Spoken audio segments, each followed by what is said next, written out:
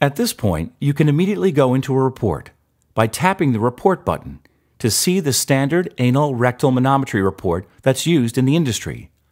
You can also go back and repeat a test.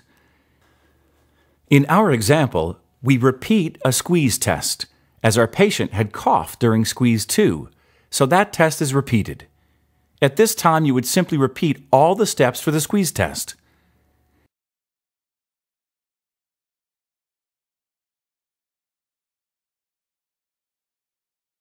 In this case, it will be labeled at squeeze 4, and when the 20 seconds is done, it will automatically go to the next test.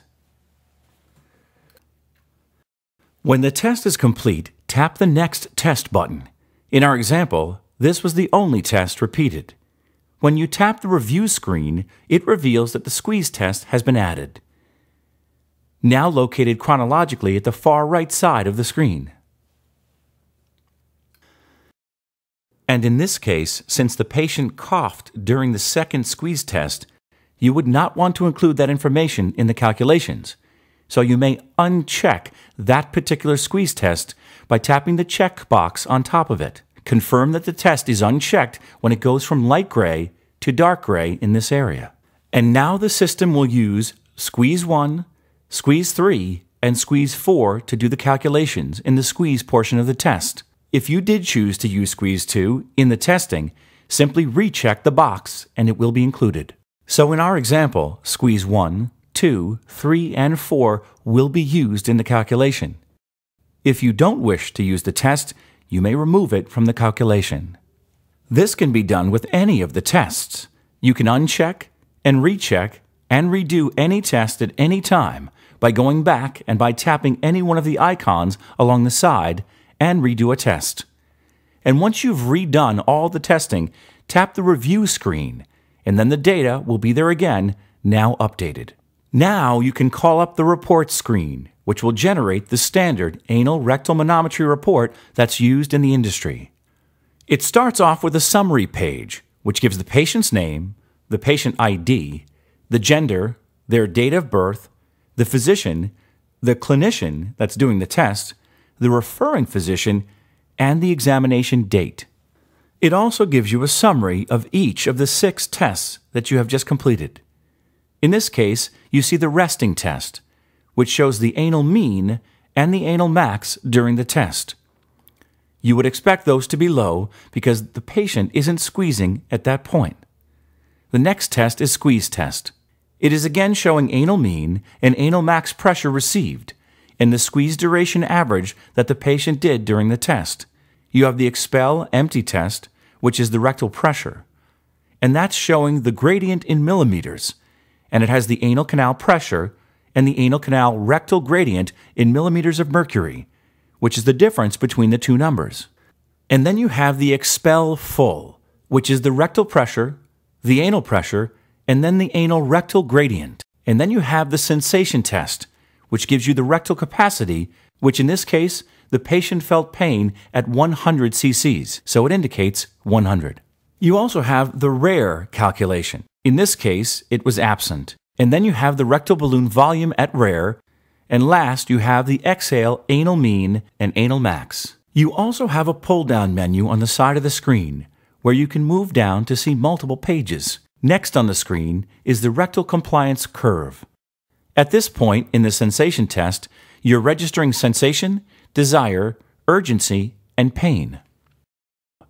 It also shows indications down on the screen at this location, and it also adds notes. If you were to forward this report for interpretation, or if you added interpretation, there would be an interpretation screen where those comments would be added to this particular screen.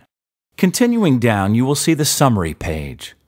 Then the next pages are showing the raw data. You will see the actual resting test, along with the curve that goes along with that. You will see both the bar and the line chart. You have each individual squeeze test, which are being displayed, along with the bar and the line chart. And then you will see a series of pages that will show all the data. The resting test, both the catheter depth location, the posterior max, the left max, the anterior max reading, the right max reading, the posterior mean, the left mean, the anterior mean, and the right mean, and then the average between the two of them. And it does this for all the tests conducted. This has more detail than on a summary page, so you get each individual quadrant of the test in numbers as it goes through the test, in addition to being able to see it graphically on the other pages that precede that. At this time, the file is automatically saved. But if you choose to save it in a different name format, you can tap Save File. It will then come up with your Documents directory, and as you notice, it preloads it with the patient's name, ID, the date of the test, and then you can save the report. You can also print the report from this screen. This is a fully functioning Windows tablet PC. It can be set through your IT group to function as any standard PC would in your clinic, and that can also be done at this time. There is inherent flexibility in the mcompass software. If you see data in the final results that suggest you need to repeat or feel that it wasn't correct, you can tap the back button again and repeat any test at any time. Once you do repeat that test, tap the review screen. Choose which one you want to have in the calculations as shown earlier. And when you tap the report again, it would generate a new report. And that would be the one that you could save again if you choose.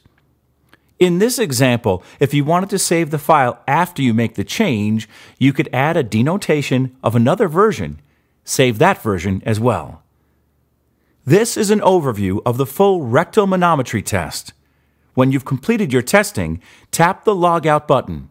It will verify that you want to log out and return you to the opening screen.